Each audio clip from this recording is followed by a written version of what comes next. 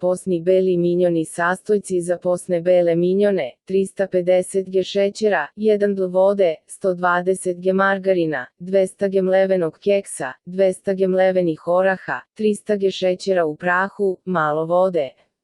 Posni beli minjoni se pripremaju na sledeći način: ušpinujte šećer sa vodom, pa u vruće dodajte margarin. Kad se margarin istopi, dodajte keks i orahe, istresite na tacnu u kojoj je stavljen pek papir i razvucite na oko 1-1,5 cm debljine.